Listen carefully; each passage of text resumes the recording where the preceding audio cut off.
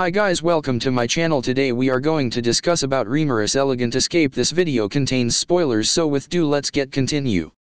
Rimuru's Elegant Escape Play 11. The night of the third day. I had just enjoyed a long overdue and most satisfying meal, and was now soaking in a luxurious bath.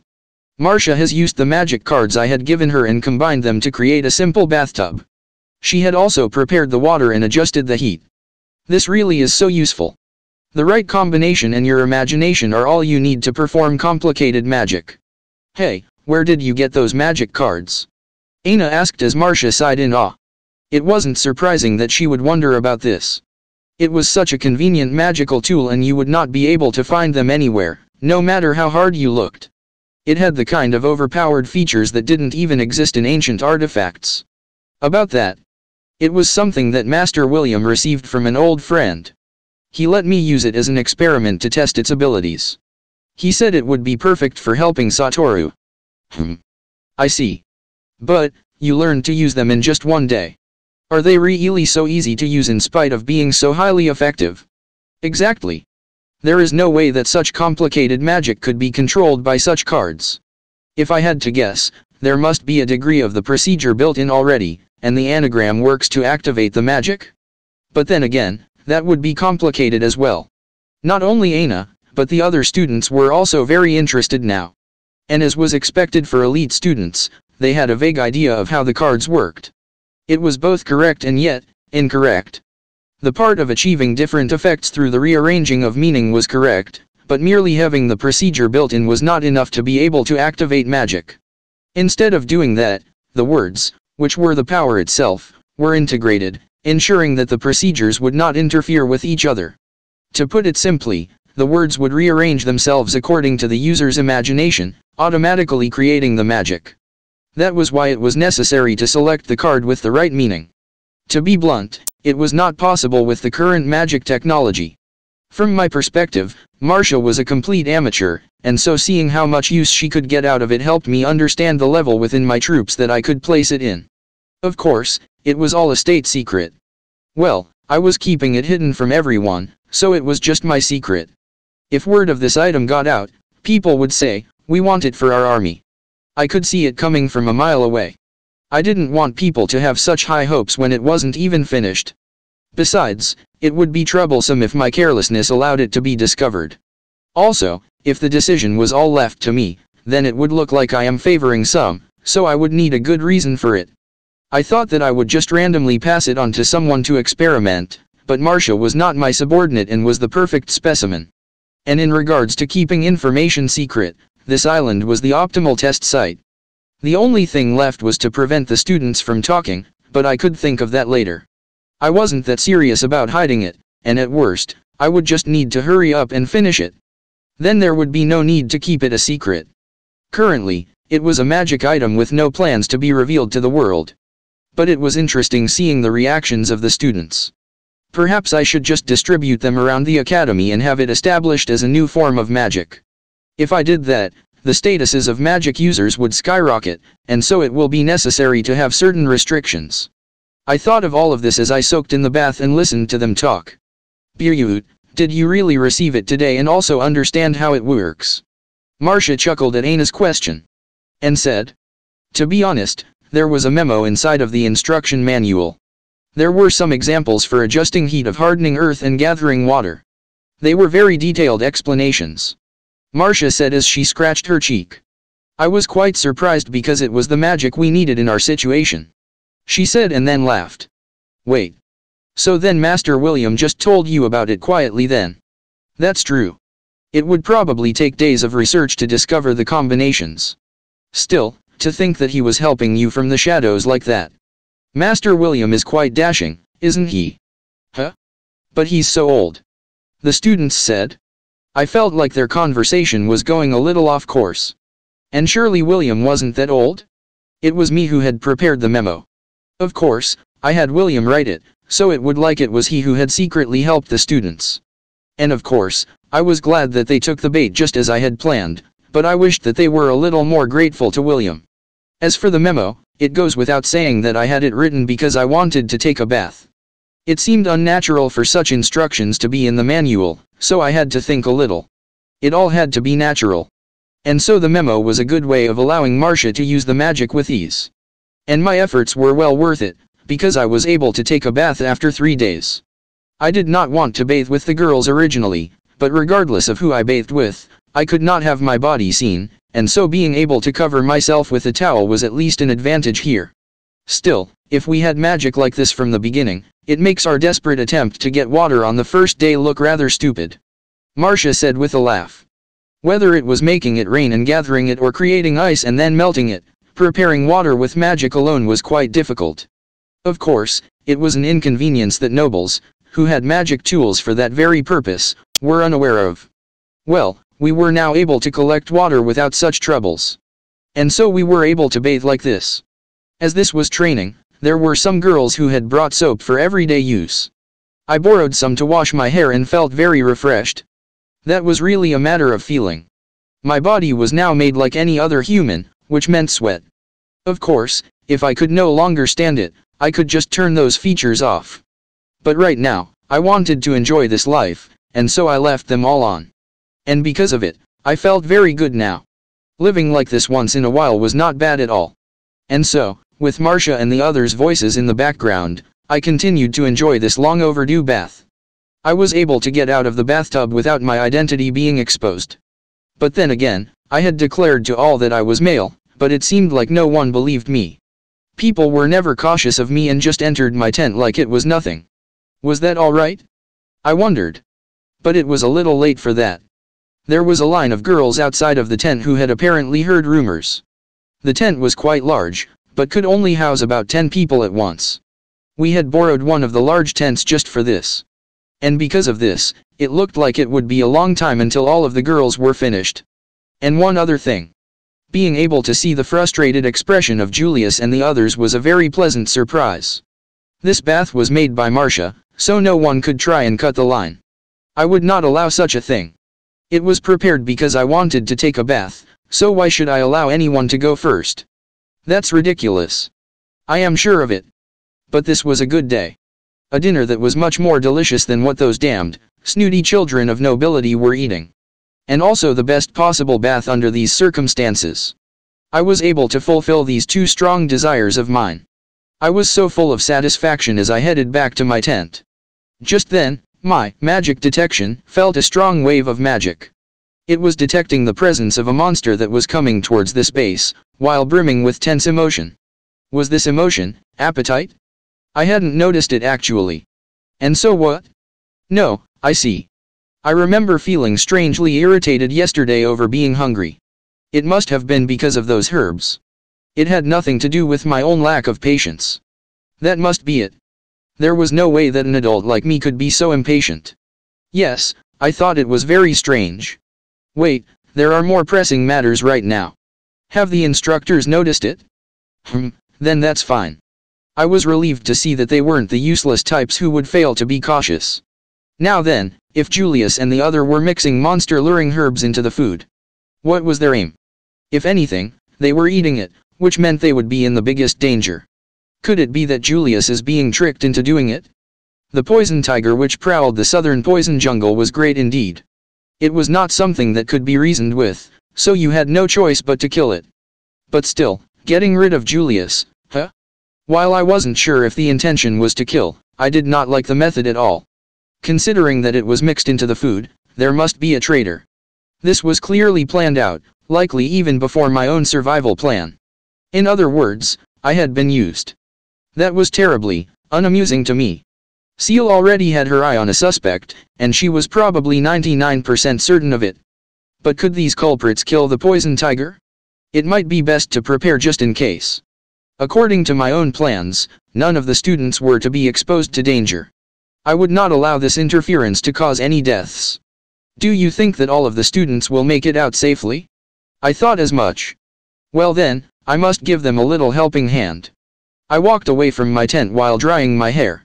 And like that, I pretended like was I taking a walk in order to cool off, and headed for a secluded spot. Once I was sure that there were no students around me, I activated detection block magic. All sound was erased, and I was surrounded in silence. You're here, aren't you, Moss? I said into the darkness. Here, my lord. As if in answer to my call, a figure appeared and bowed reverently towards me. Moss was a great demon. A grand duke of the demon world who stood above all of the demon lords.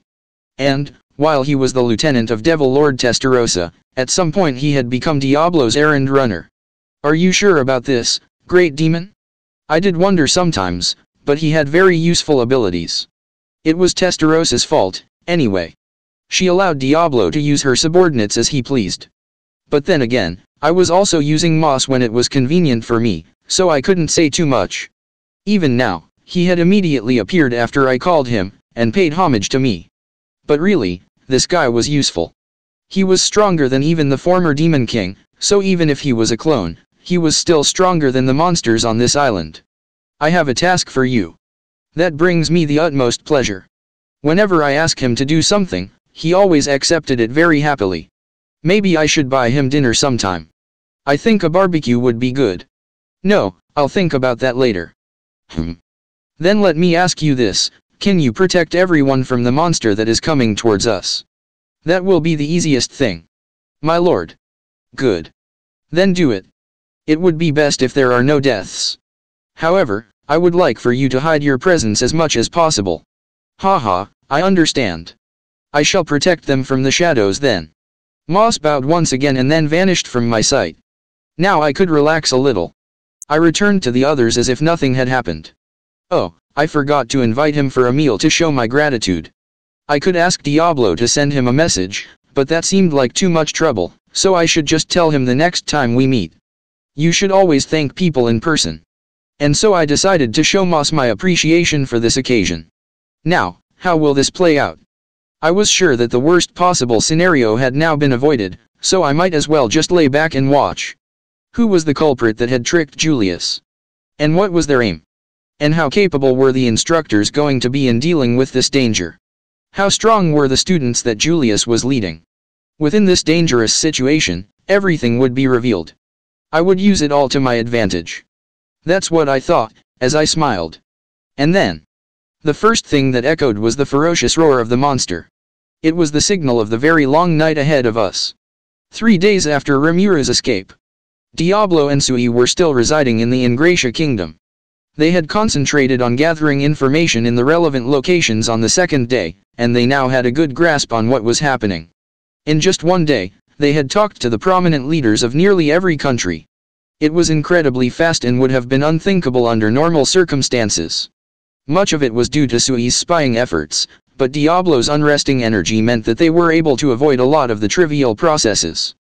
The truth was that there was no one who would reject meeting with them once the name of the demon lord who worked under Great Demon Lord Rimuru was brought up. No matter how much pressure the guards and gatekeepers tried to exude when attempting to send them away, Diablo's smile was enough to make them freeze and eventually give in. Of course, giving in was the right answer for them. Continuing to resist here would have absolutely no benefits for their well-being. And so things went very smoothly and without interruption. And they had just now finished checking that they had all the information that they needed. And so today, Diablo and Sui were attempting their biggest challenge yet in the Ingratia Kingdom, to be granted a visit to Elric, the former prince. This kingdom of Ingratia was in chaos due to the previous Great War, and while it was called a kingdom, it was no longer ruled by a king. The royal family had temporarily lost their position, and all of the power and authority had been taken by the Freedom Arbitration Committee. Even after the Great War, a noble assembly was established under the supervision of the committee's directors, and the royal family had no involvement in running the kingdom. If anything, they were not permitted to be involved in the government at all. And it was not only the royal family. Powerful nobles were used as model cases for democracy and the abolition of the class system. And this was gaining attention all over the kingdom. Of course, without the interference of the committee, the kingdom would have likely perished during the chaos of the Great War. The previous king had been killed by Elric, the prince, and Reiner, leader of the Grand Knight Order. And they had attempted to usurp the throne. The hero Masayuki had quieted the chaos, and the anger and chaos of the people had begun to heal. Thanks to this, the ire of the public did not move towards the royal family and other nobles.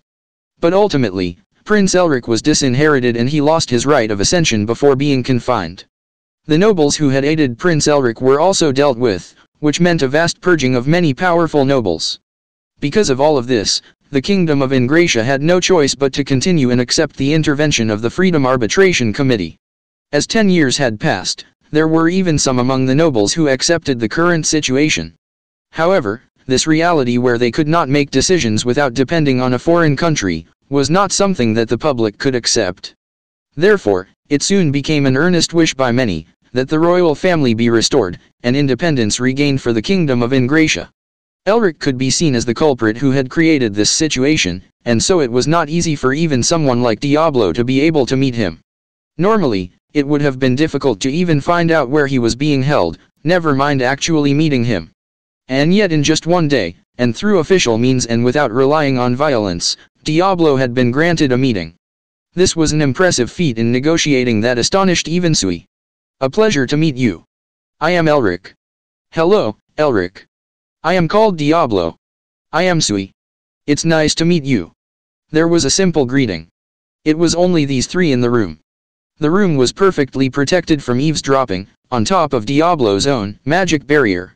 And so the space they were in was so isolated that it might as well have been in a different dimension.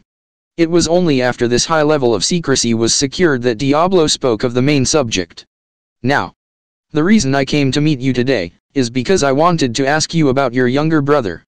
This straightforward question seemed to have made Elric relax. It was much better to have their purpose known clearly, than to talk endlessly in a roundabout way and slowly chip away at his sanity.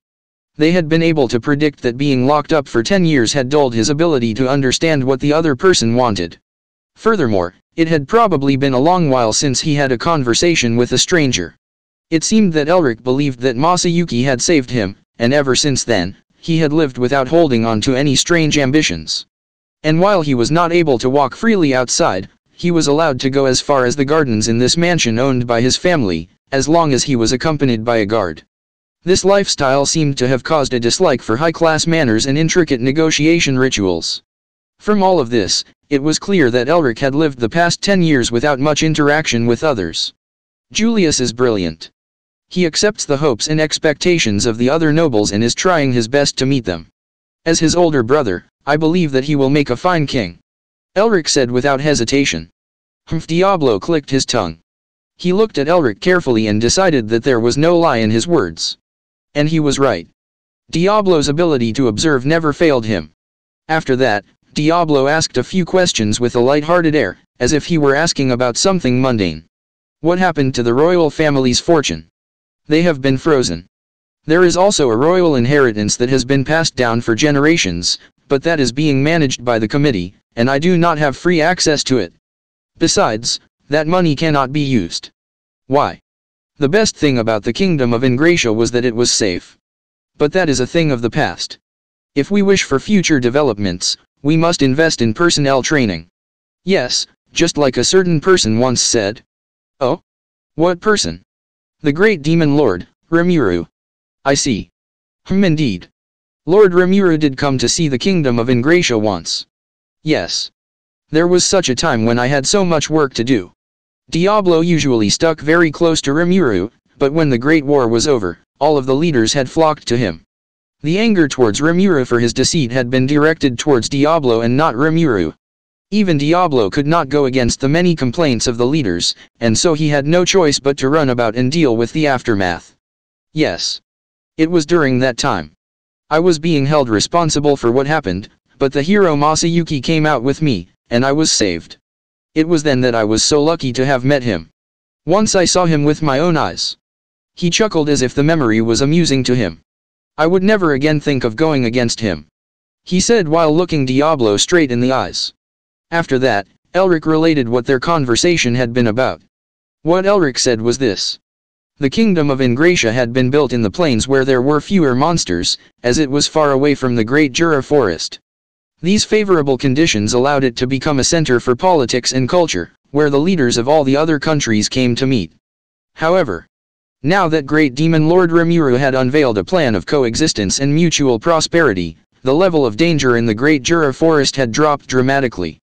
Not only that, the country of Tempest now had improved means of transportation through a network of railways, and had developed to a point where it could be considered the current center of the world. In fact, The main headquarters of the Freedom Arbitration Committee was in Tempest. A country could no longer stand out by being safe alone, and the center of politics, culture, and finance had all moved away from the kingdom of Ingratia. And so it was necessary for this country to have something to call its own. It was something I heard 10 years ago, and years later, it became reality. Those who were able to revolutionize their way of thinking have managed to deal with it, but there are still people who believe that they are the center of the world. It is a force that is splitting the former nobles.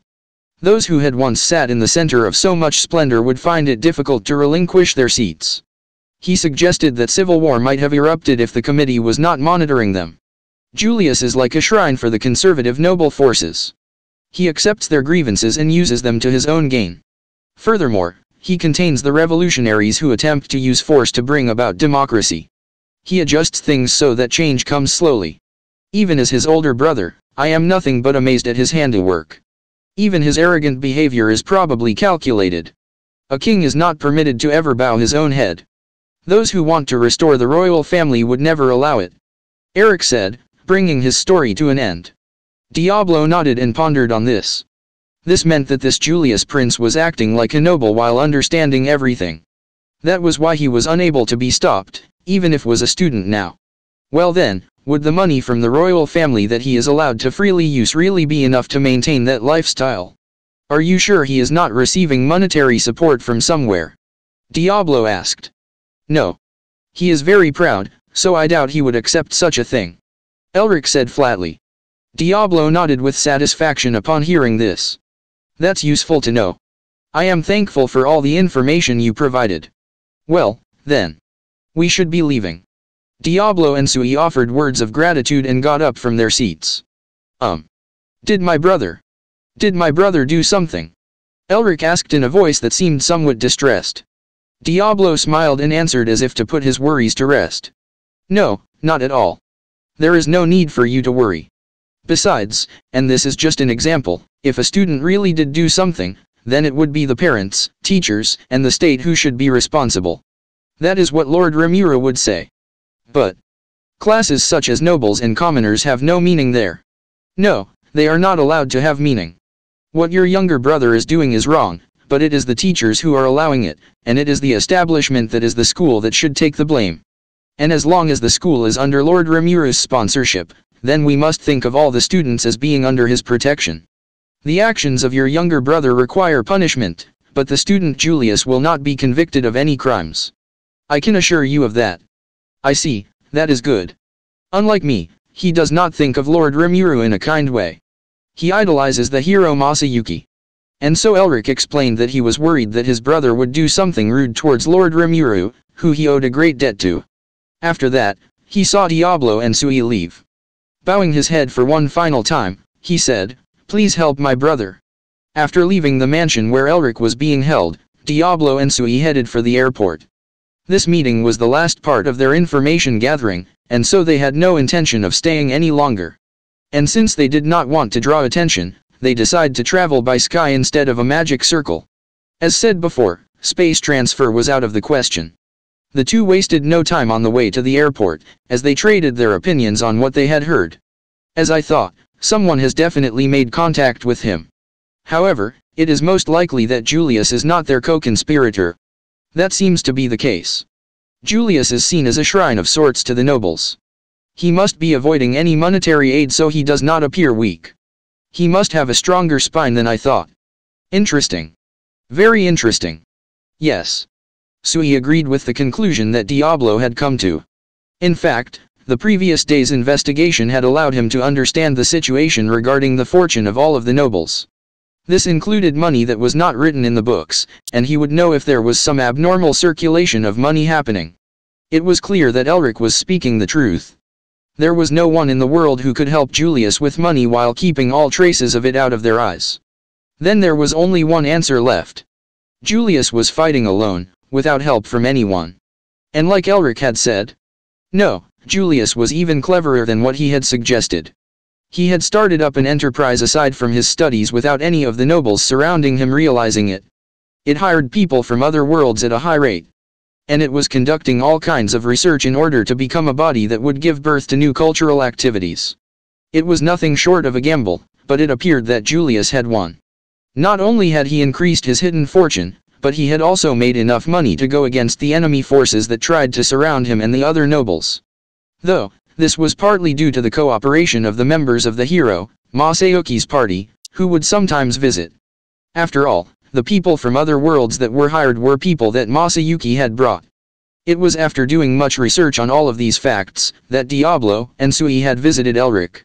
Through hearing about what Julius was like as a person, they became sure that there was a discrepancy in what he showed to those around him, and what he was really thinking. They were also sure that with Julius' personality, even if he did become the shrine to bring the Ingratia kingdom together, he was not so foolish as to become a puppet king. They understood that he was harsh on others, but even harsher on himself. It seems that Julius is a serious and capable person. I am sure that many people will find it uncomfortable, the day he becomes king. Do you mean the people of the council? I doubt they can do anything about it yet. As he was under the supervision of the committee now, there was nothing that the council, which was made of members of various nationalities, could do. Besides, the last great purge had taken out everyone who would have been good at such maneuvering. I do wonder. But perhaps there is someone like that outside of the council. I won't deny the possibility. Of course. Sui said grimly. In other words, it would be best to consider that this kingdom of Ingratia was being targeted by someone. I see. I see. This must be in the vein of the economic war that Rimuru had predicted. They could not fight back in a war of military power. However, in terms of economic exchange, there was a possibility of standing on top of some others. Those who thought this way may have instigated such an economic war. If that were the case, the various developments now would connect into a single line. After all, this had been predicted as a path that could not be avoided while negotiating for coexistence and mutual prosperity. However, such methods would not work against Tempest. If you wanted to advocate for democracy, then numbers trumped all. It would be one thing if it was only within the country, but when something like the Multicultural Council makes decisions, it is not about a proportion of the total population or PO. Thank you for watching. Please do like, share and subscribe.